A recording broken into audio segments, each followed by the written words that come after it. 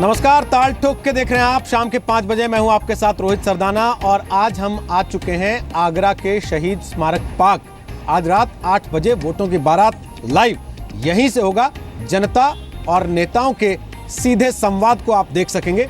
लेकिन अभी वक्त है ताल ठोक के बहस का आज की। और आज प्रधानमंत्री ने देश की संसद में ताल ठोक दी। जी हां, आज मौका था राष्ट्रपति के अभिभाषण पर प्रधानमंत्री की तरफ से जवाब दिए जाने का। लेकिन पीएम ने जितनी बातें कही उन सब के सियासी मतलब निकाले जा रहे हैं।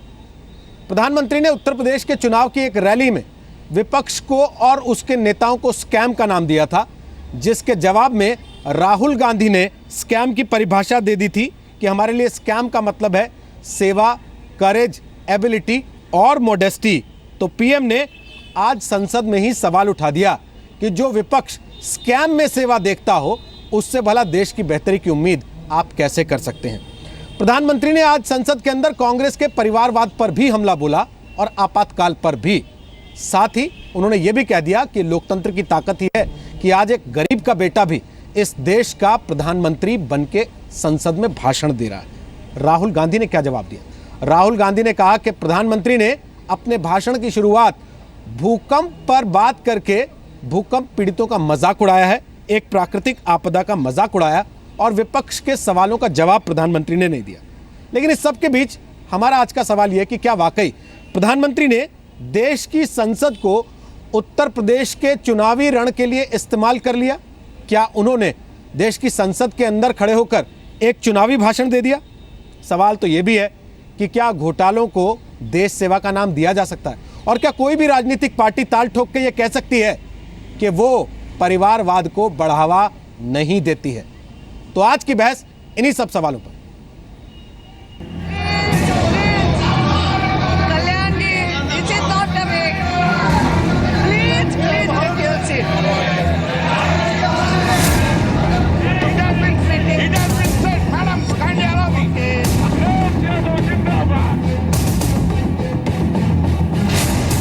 बहुत बड़ी कृपा की आपने इस देश पर, लोकतंत्र बचाया।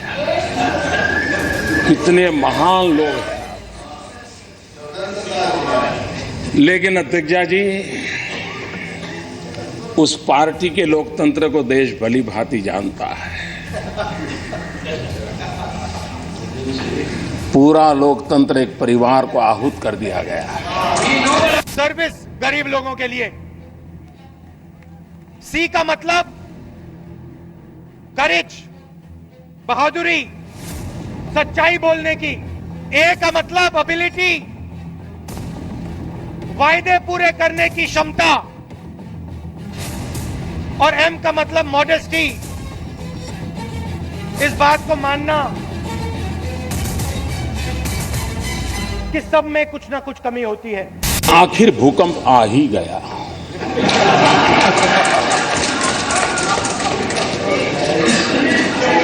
मैं सोच रहा था कि ये भूकंप आया कैसे,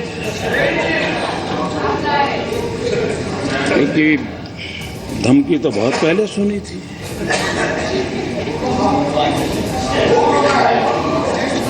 कोई तो कारण होगा कि धरती मां इतनी रूठ गई होगी। जब कोई स्कैम में भी सेवा का भाव देखता है, स्कैम में भी नम्रता का भाव देखता है, तो सिर्फ मां नहीं, धरती मां भी दुखी हो जाती है।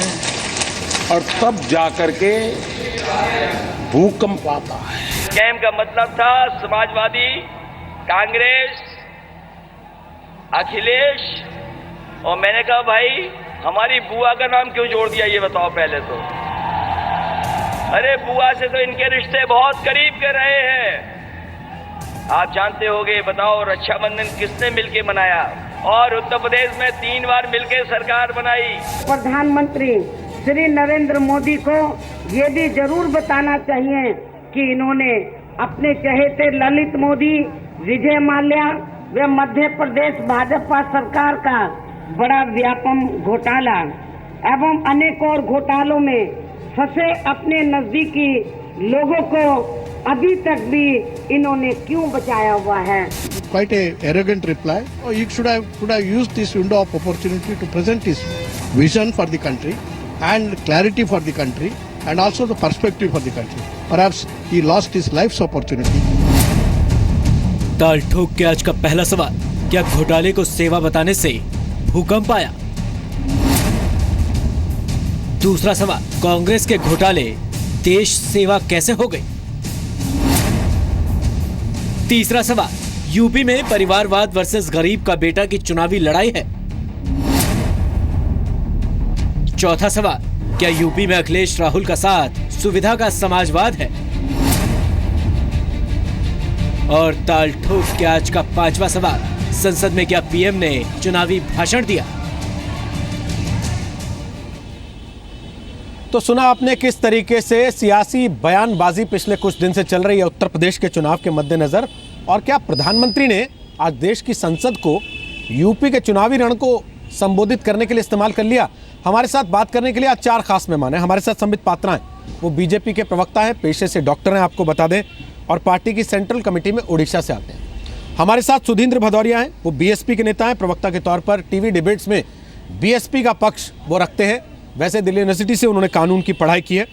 प्रेमचंद मिश्रा हमारे साथ हैं, वो कांग्रेस पार्टी के प्रवक्ता हैं, बिहार कांग्रेस के उपाध्यक्ष रह चुके हैं और बिहार में एनएसयूआई के भी अध्यक्ष रह चुके हैं। और साथ ही राजेंद्र द्विवेदी हमारे साथ आ गए, वरिष्ठ पत्रकार हैं, लखनऊ स्टूडियो से हमारे साथ जुड़ रहे हैं, पिछले लंबे समय से उत्तर प्रदेश की राजनीति को वो कवर कर रहे हैं। सबसे पहले पात्रा जी, मैं आप ही से पूछना चाहता हूं, इस बात का ध्यान रखते हुए कि पहले सवाल के जवाब में 1.5 मिनट का समय आप सबको मिलेगा, टाइमर चलता रहेगा, और जैसे ही 1.5 मिनट पूरे होंगे आप लोगों की आवाज़ खुद ब खुद बंद हो जाएगी, तो कोशिश कीजिएगा कि तय समय में अपनी बात रख पाएं।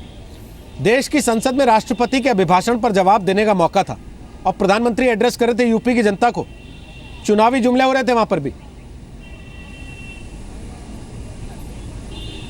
बिल्कुल गलत बात है। आप अगर प्रधानमंत्री जी के पूरे अभिभाषण को देखेंगे जो कि लगभग 1 घंटे से ऊपर का था, उसमें उन्होंने पूरे उन बिंदुओं को छुआ है जिन बिंदुओं पर राष्ट्रपति महामहिम ने कहा था। मसलन कि उन्होंने रोड के विषय में कहा कि किस प्रकार उस समय जब कांग्रेस की सरकार थी तो 69 किलोमीटर प्रतिदिन रोड बनते थे और जब हम सरकार में आए तो 111 किलोमीटर प्रतिदिन रोड बनते थे।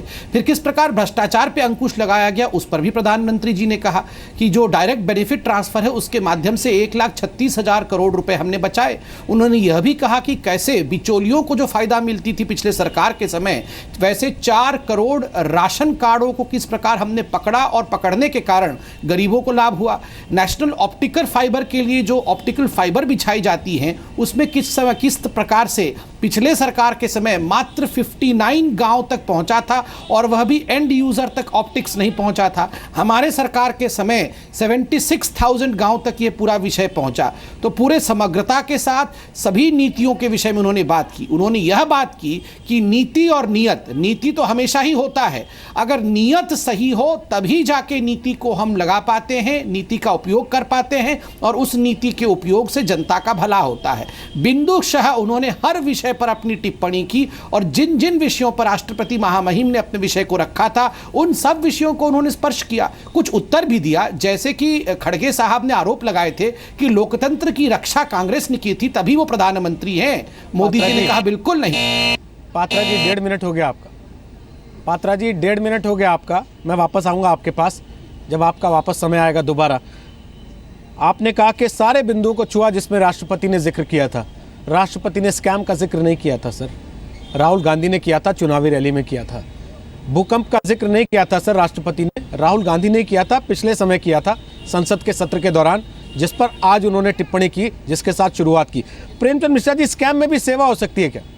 और क्या यही सेवा कांग्रेस कर रही थी क्या 70 साल से, जो राहुल गांधी कह रहे हैं?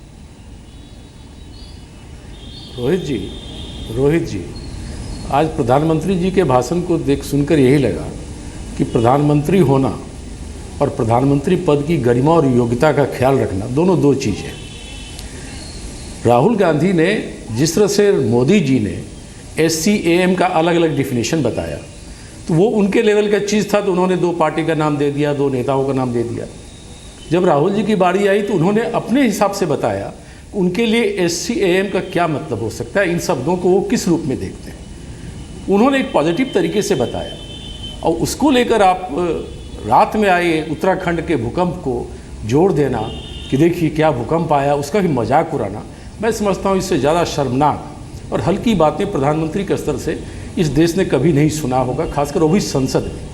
तो मैं समझता हूँ कि इस तरह की बातें करने के बजाय उन्हें राष्ट्रपति के अभिभाषण पे उन बिंदुओं पर प्रकाश डालना चाहिए था जो उन्होंने वायदे किए थे और जो राष्ट्रपति जी के अभिभाषण में उन्होंने जिन चीज़ों को उनसे बुलवाया था, तो वो करते नहीं हैं। लगातार अगर झूठ ही बोलना है और झूठ की ही राजनीति करना है तो कुछ भी कह दीजिए। एक परिवार को समर्पित लोकतंत्र, ये बार बार बोलते हैं।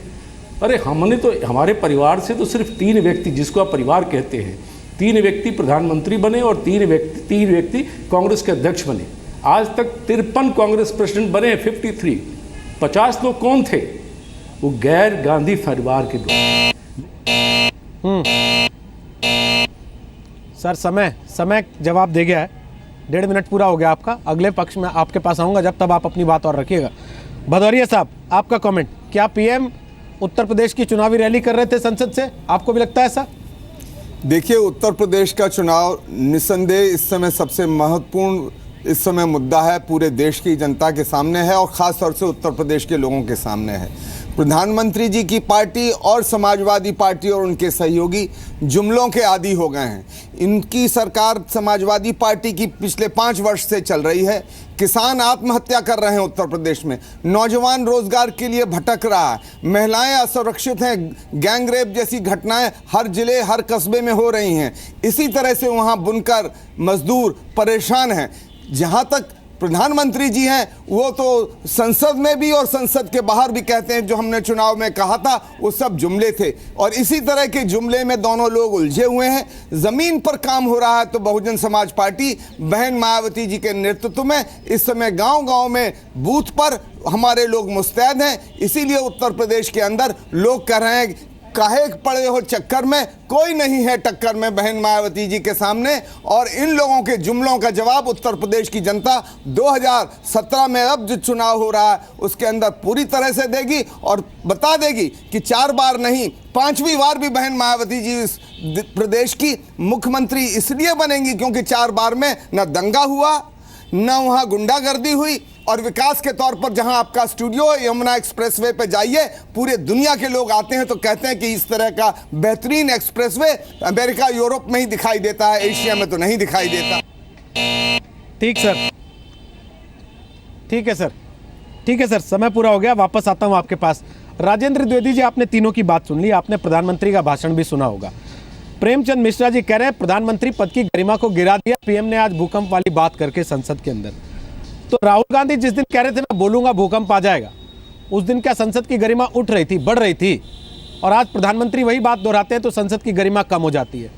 प्रधानमंत्री पद की गरिमा गिर जाती है अगर प्रधानमंत्री मोदी कुछ ऐसी बात करते हैं, लेकिन तब गरिमा बढ़ जा रही थी जिस दिन प्रधानमंत्री मनमोहन सिंह की सरकार के अध्यादेश को राहुल गांधी फाड़ के फेंक दे रहे थे।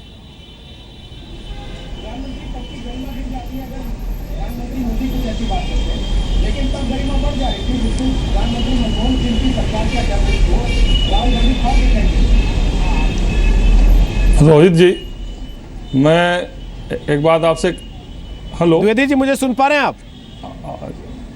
जी जी, बोलिए बोलिए बोलिए, आवाज आ रही है आपकी।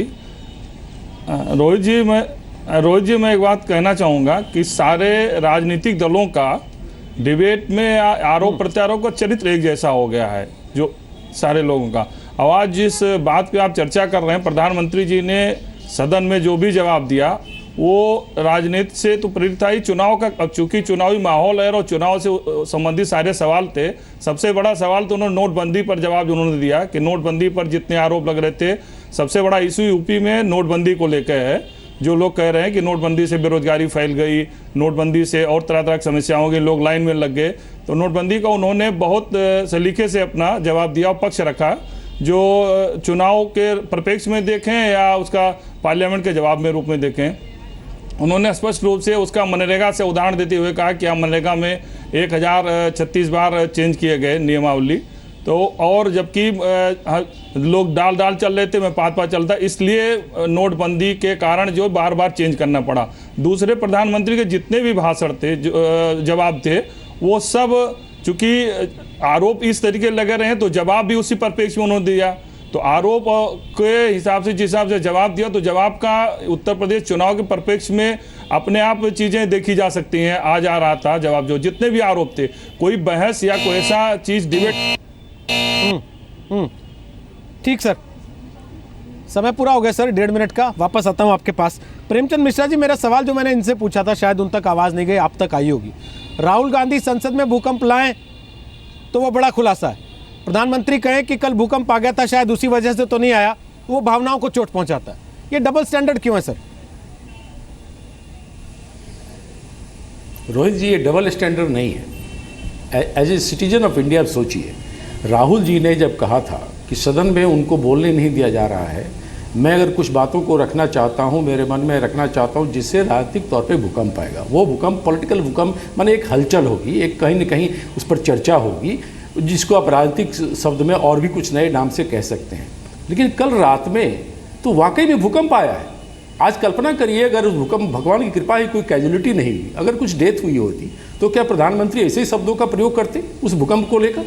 जो वास्तविक भूकंप आया है, जो एक प्राकृतिक आपदा है, उसको आप किसी राजनीतिक दल के नेता के किसी बयान से जोड़कर सदन में इस तरह से राष्ट्रपति के अभिभाषण की भाषण की शुरुआत आपने जिस तरीके से की, जिस हल्के ढंग से की, निस्संदेह मैं बता रहा हूँ, not as a Congressman, as a citizen of India मैं कह रहा हूँ, मुझे अच्छा नहीं लगा। ये प्रधानमंत्री के पद के अनुरूप ये शब्द नहीं है, वो लहजा नहीं है।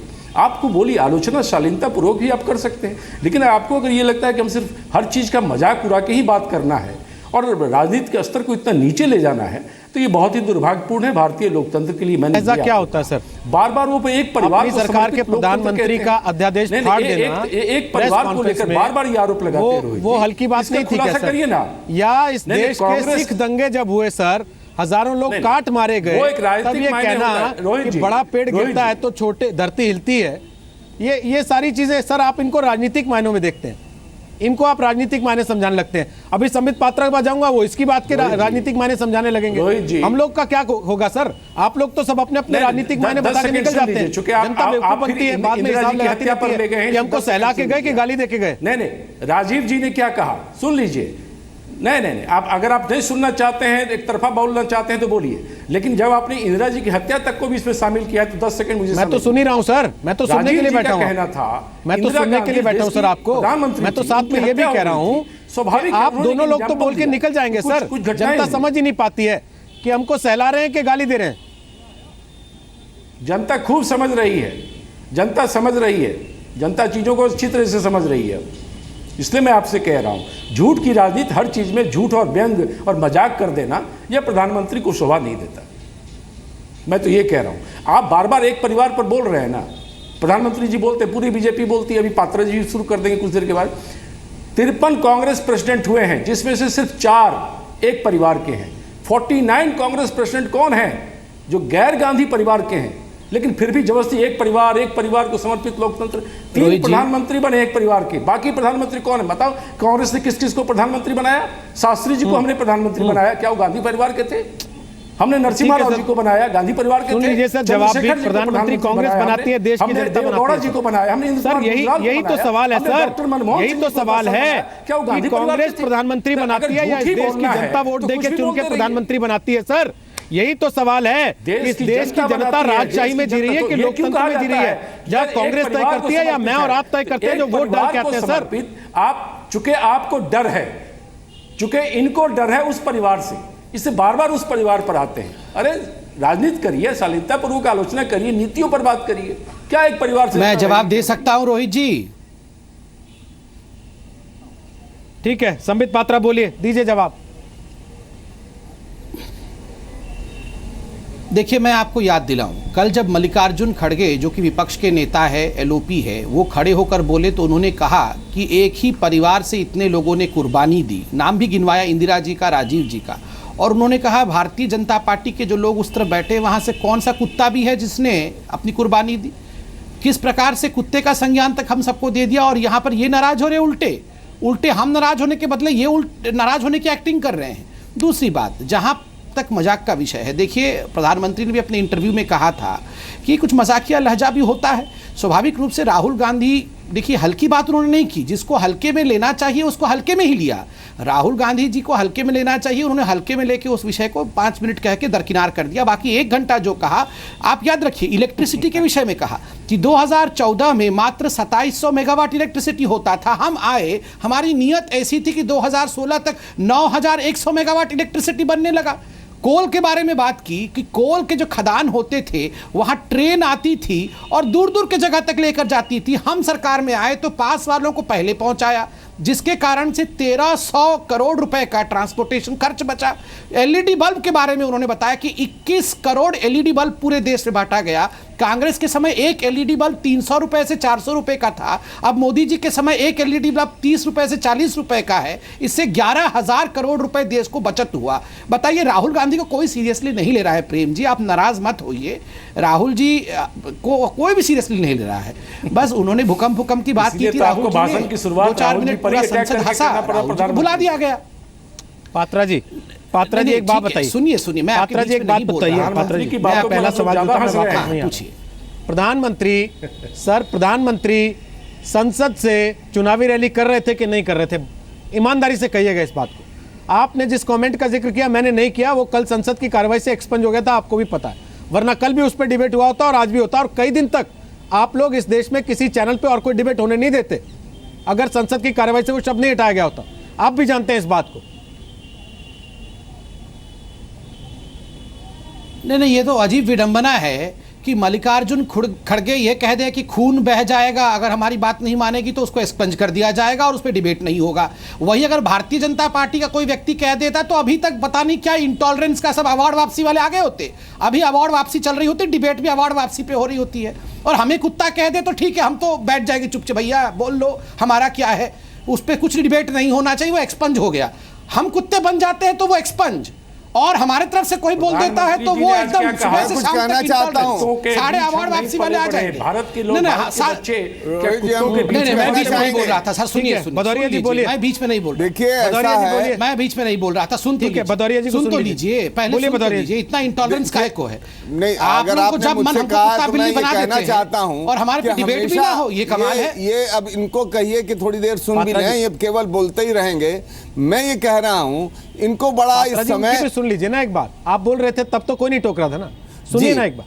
जी मैं ये कह रहा हूं कि देखिए ये जुमले हमेशा दोहराते रहते हैं। जब इनको बोलना होता है तो इनके जनरल वीके सिंह कहते हैं दलित पर, उसकी हत्या पर कहते हैं कि जैसे कुत्ते पर पत्थर फेंक दिया जाए तो हम अपनी टिप्पणी दे सकते हैं क्या? तो ये लोग कह सकते हैं कुछ रामजादे हैं और कौन से और दूसरे जादे हैं। मैं कहना ये चाहता हूं इस समय देश बहुत ही गंभीर सवालों से जूझ रहा है। उत्तर प्रदेश का जहां 22 करोड़ लोग, 1/5 लोग हिंदुस्तान के जहां रहते हों, वहां का चुनाव है और जिस हल्केपन से ये यहां पर जुमलेबाजी कर रहे हैं, इसीलिए पता है नसीमुद्दीन सिद्दीकी ने क्या बोला? आप ही चुनाव के दौरान नसीमुद्दीन सिद्दीकी ने जो बोला उसको किसी ने मंजूर नहीं किया, पर दयाशंकर सिंह की पत्नी को पुरस्कृत किया गया। जो दयाशंकर सिंह ने बहन मायावती जी के बारे में बोला, उसके बारे में पूरा देश जानता है और पूरा देश शर्मिंदा हुआ। पर ये लोग हमेशा किसी हमारे दलित के बारे में कुछ बोलें, किसी को हमारे कुत्ते से तुलना कर दें, और दयाशंकर जी कुछ भी कह के,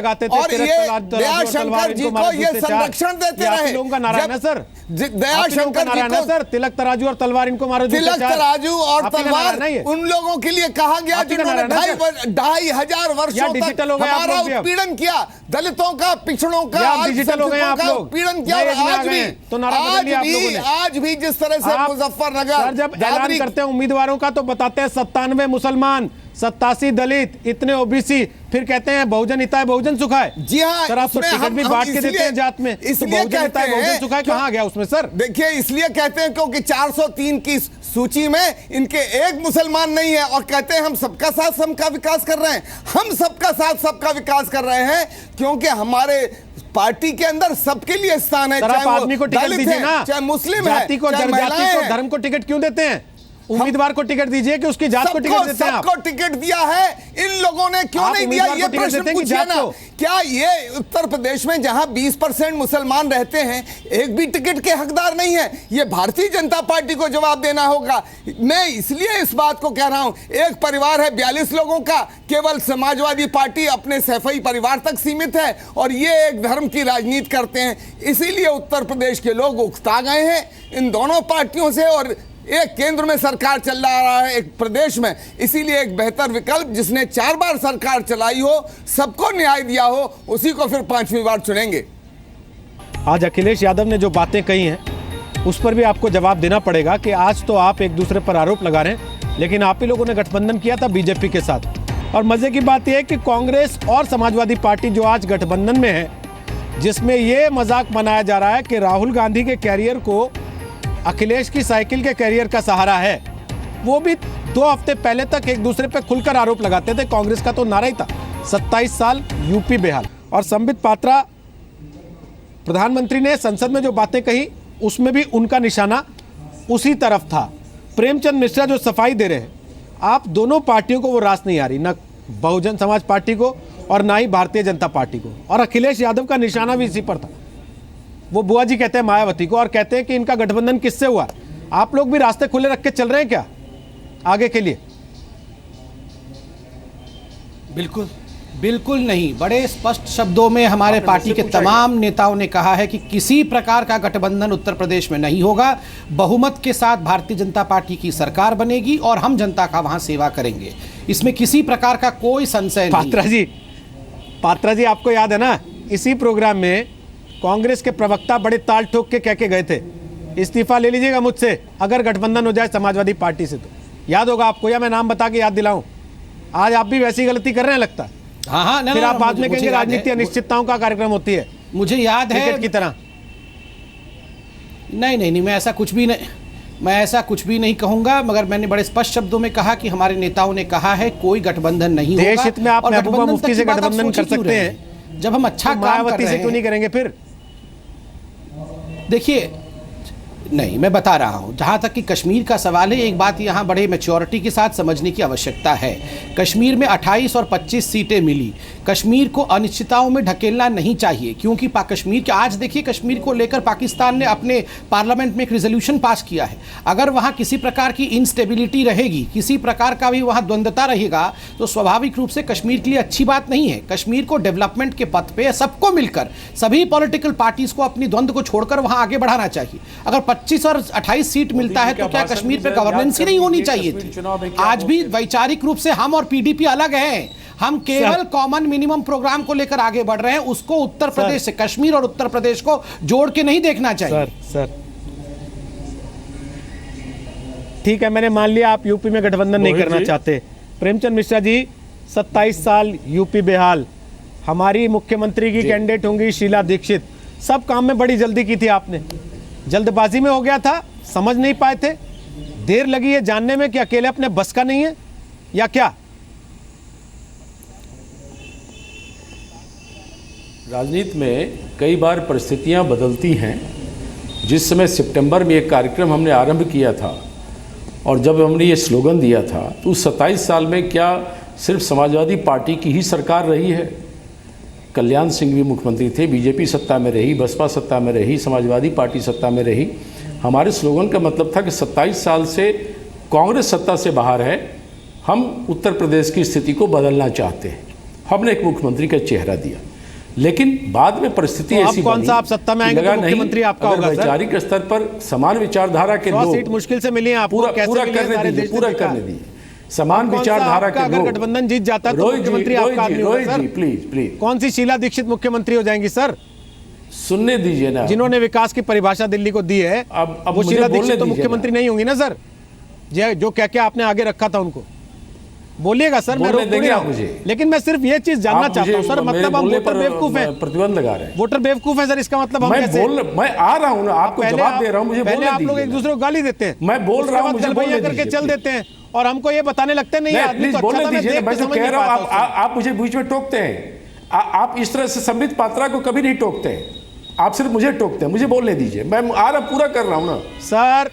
आप राजनीतिक परिस्थितियां बनी, विक्टिम प्ले करना हमने बंद ये कर महसूस दीजिए किया, मिश्रा जी। समान विचारधारा के लोग अगर अलग अलग चुनाव, विक्टिम प्ले करना बंद कर प्लीज, दीजिए। प्लीज बोलने मेरा काम है दीजिए, टोकना सर, मैं प्लीज, टोकूंगा, बोलने दीजिए ना, जहां मुझे लगे मैं टोकूंगा सर, और आप मुझे कुछ भी कहिए, मैं टोकूंगा तब। सेंटेंस तो पूरा करने दीजिए, विक्टिम मत ले कीजिए, बोलिए, नहीं करने मैं आपको सुनने के लिए बैठा हूं, एक प्रश्न, लेकिन विक्टिम मत ले कीजिए, सेंटेंस नहीं, आप पैराग्राफ पूरा कीजिए सर, पूरा कीजिए आप बात को, लेकिन विक्टिम मत ले कीजिए। हाँ वही मैं कह रहा हूं, मुझे पूरा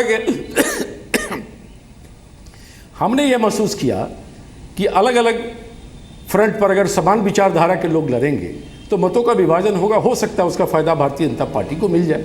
तो हमने एक आपस में एक सामंजस्य बनाया, लेकिन इससे बड़ा जवाब बीजेपी को देना पड़ेगा जब प्रधानमंत्री कश्मीर के चुनाव में बाप बेटी पर भ्रष्टाचार के आरोप लगाकर वोट मांग रहे थे और महाराष्ट्र में शिवसेना को हफ्ता वसूल पार्टी कह के और क्या क्या नहीं कहकर वोट मांग रहे थे और चुनाव परिणाम के बाद एक मिलकर सरकार बना ली, उसको क्या कहेंगे?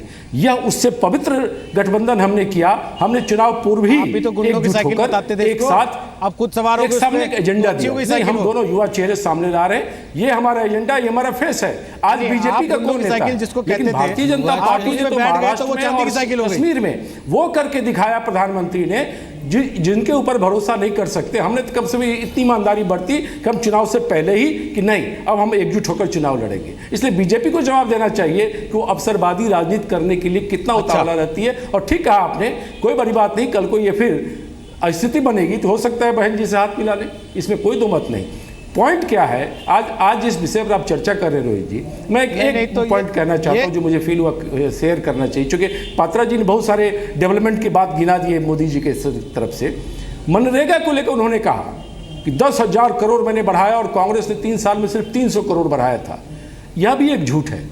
पिछले साल उन्होंने 10,000 करोड़ रुपए घटा दिए थे मनरेगा के बजट में, और इस बार आपको इसलिए बढ़ाना पड़ा कि नोटबंदी के चलते जो बेरोजगारी बढ़ी है, जो लोग शहरों से गांव को वापस आ गए हैं, उनको कुछ है नहीं खाने का, एक राजनीतिक तौर पे, सामाजिक तौर पे प्रधानमंत्री का आक्षेप लगाया है, आपको उसी मनरेगा को मजाक उड़ाया करते थे।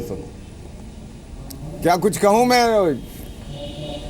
मैं इस पे जवाब नहीं बढ़ाए। संबित पात्रा करना चाह रहे हैं, कर लीजिए जवाब। मैं भदौरिया जी के पास जा रहा हूं, बोलिए संबित, बोलिए, फिर भदौरिया जी के पास जाता हूं, बोलिए संबित। हाँ, प्रेमचंद जी, मैं आपसे विनयपूर्वक और आदरपूर्वक कहूंगा, जब आप ऐसे शब्दों का प्रयोग करते हैं कि प्रधानमंत्री झूठ बोल रहे हैं, तो आप प्रिविलेज मोशन क्यों नहीं ले आते हैं? अगर पार्लियामेंट में प्रधानमंत्री झूठ बोल रहे हैं तो आप प्रिविलेज मोशन ला सकते हैं। प्रधानमंत्री ने भी आज कहा कि आज तक मैंने कभी बिना रिसर्च के सदन के पटल पे एक शब्द नहीं कहा। तो आप पहले बोल लूं, फिर आप बोलिएगा,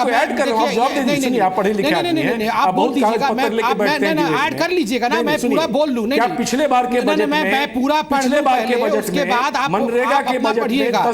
देखिए रोहित जी, इस प्रकार से तो डिबेट नहीं हो पाएगा ना। नहीं, इस प्रकार से डिबेट नहीं हो पाएगा। हमने 10,000 करोड़ रुपए बढ़ाए, 48,000। अगर आप झूठ बोल रहे हैं, आपने 38,000 करोड़ रुपए दिए बढ़ा दिया, उसमें भी 27 साल के बजट में, सुन लीजिए साहब, 10,000 करोड़ की कटौती की थी। अरे देखिए रोहित जी, इस प्रकार से तो इंटरवेंशन होगा तो डिबेट कैसे होगा, बताइए रोहित जी। मैं आपको समझा रहा था, ये समझना नहीं चाहते, इस प्रकार से कैसे होगा? आप बताइए, आप इतनी बड़ी बड़ी चोरी कर रहे थे, आपने रुपया बढ़ाया नहीं है, सेवा कर रहे थे, अभी मैं बोल रहा था लाया है, इसलिए ये झूठ नहीं कर दिया है। आप प्रधानमंत्री होकर सदन में बात करेंगे। मैं कंप्लीट कर लूं मिश्रा जी, मैं कंप्लीट कर लूं। देखिए, मनरेगा में मैं सुन रहा हूं, मनरेगा में कांग्रेस के सरकार ने 38,000 करोड़ रुपए दिए थे, जिसमें कि मात्र 29,000 करोड़ रुपए खर्चा हुआ था। 47,000 करोड़, नो 47,000 करोड़ ना आप 47,000 खर्चा हुआ था, मैं बता रहा हूं। नो, आप लोग झूठ बोल रहे हैं। नो मत करिए। 47 में आपने 10,000 करोड़, अरे मैं आपके समय का बोल रहा हूं, कांग्रेस सरकार का बोल रहा हूं भैया। लगातार झूठ बोल रहे हैं, दोनों कागज लेके आइए, नहीं लगातार झूठ बोल रहे हैं। अगली बार दोनों कागज लेके आइए। मुझे जवाब देने दीजिए। थोड़ा सा रुक के सर, थोड़ा सा रुक के, बहुत बोल दिया है इन लोगों ने, इनको थोड़ा चुप कराइए दोनों लोग। भदौरिया जी, भदौरिया जी बैठा नहीं, ठीक है। पात्रा जी, आपकी आवाज भी और मिश्रा जी की आवाज भी डाउन कर रहे हैं। मैं भदौरिया जी के पास जा रहा हूं। भदौरिया जी एक चीज बताइए, प्रेमचंद मिश्रा जी कह रहे हैं कि हमने महसूस किया कि समान विचार वाली पार्टियों को एक साथ आ जाना चाहिए। सर पहले ही उनको गुंडों की साइकिल बताते थे, अब ये उनको समान विचार वाले बताते हैं। सर जनता बेवकूफ़ है क्या? अगर कल को इनका फिर मन बदल गया या इनके विचार आपस में टकराने लगे तो जनता तो बेवकूफ़ बन जाएगी पूरी तरह से कि हमने क्या किया।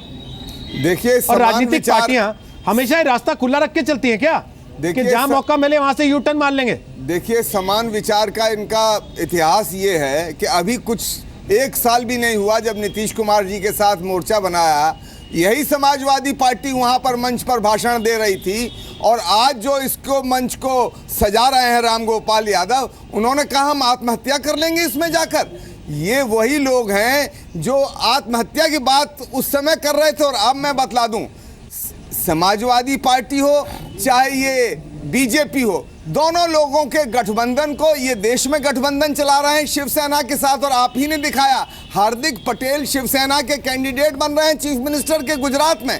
तो इनको उत्तर प्रदेश में कह रहे हैं ये गठबंधन की पार्टियां नहीं हैं, ये ठगबंधन की पार्टियां हैं, और ठगबंधन से सावधान रहने की जरूरत है। इसीलिए जब तक बहन मायावती जी को वो नहीं लाएंगे तो ना वहां सुरक्षा होगी, ना वहां विकास होगा, ना वहां दंगे बंद होंगे। इसीलिए इन लोगों को नोटबंदी में 125 लोग मर गए। ठीक है, इसी तरह से इन लोगों ने अन्य मोर्चों पर जुमले कह के किसानों ने आत्महत्या की है पूरे देश में, और उत्तर प्रदेश में सैकड़ों किसान मर गए हैं अखिलेश के साथ। आज कहा है कि रिजर्वेशन नहीं होना चाहिए, इस पर कोई सवाल पूछेगा? एक द्विवेदी जी से कमेंट लेना चाहता हूं। द्विवेदी जी में कहा है कि दलितों के लिए रिजर्वेशन खत्म होना चाहिए। नहीं, इस पे क्यों नहीं मीडिया उठा रही है सवाल? आप आरक्षण खत्म करना चाहते हैं, कैंडिडेट है, मुलायम परिवार से है, आपके लोग आरएसएस के चीफ ने बोला है, आपके मनमोहन वैद्य ने बोला है, आपके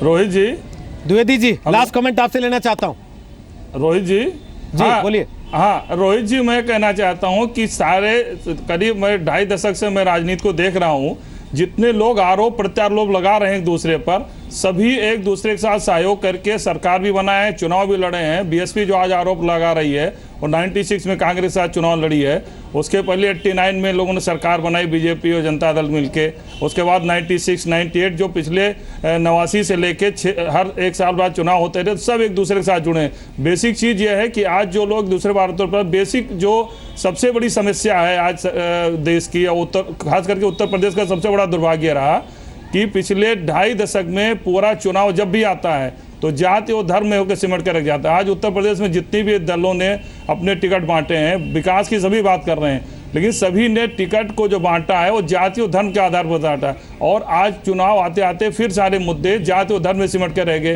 अब आज की जो सबसे बड़ी समस्या उत्तर प्रदेश की, मैं इन सारे दलों से 2 सवाल मैं पूछना चाहता हूँ। पहला सवाल यह है कि लोग कहते हैं कि सबसे देश की सबसे बड़ी समस्या क्या है, जिसके इर्द गिर्द पूरी समस्याएं गूंजती हैं, वो है जनसंख्या। उस पर कोई नहीं बोल रहा है। दूसरी यह है, प्रधानमंत्री जी कहते हैं कि मैंने इतना पैसा दिया प्रदेश को, प्रदेश सरकार कहती है मैंने इतना पैसा किया। सवाल यह है कि पैसा ये जनता का है, जनता के पैसे को मनमानी तरीके से जो सत्तारूढ़ होता है, कोई हाथी लगा खर्च करता है, कोई साइकिल मतलब जो साइकिल ट्रैक बनवाता है, कोई स्टैचू बनवाता है, तो इसकी भी अकाउंटेबिलिटी तय होनी चाहिए। जो जनता का पैसा है इसको भी कहीं ना कहीं किसी न कहीं बनाया जाना, जैसे जो पैसे आ रहे हैं। बिल्कुल सही कह रहे हैं सर आप, बिल्कुल सही कह रहे हैं आप। मैं सहमत हूं आपसे। तीसरी बात एक और सबसे बड़ी राजनीतिक पार्टियां अपने मैनिफेस्टो में फ्रीबीज बांटने की बात करती हैं कि ये दे देंगे वो दे देंगे। आखिर वो पैसा कहां से आता है? वो हमारी आपकी जेब से ही तो आता है, इस देश के आम आदमी की जेब से ही तो आता है। जो वोट भी डालता है बाद में उसी की जेब से टैक्स के तौर पर पैसा निकाल के राजनीतिक पार्टियां अपना तो टैक्स बचाती हैं कि हमें टैक्स फ्री रखिए, आपको फ्रीबीज बांटती हैं और फिर एहसान भी करती हैं आपके ऊपर। तो अब जब वोट डालने जाइएगा तो सोच समझ के जाइएगा।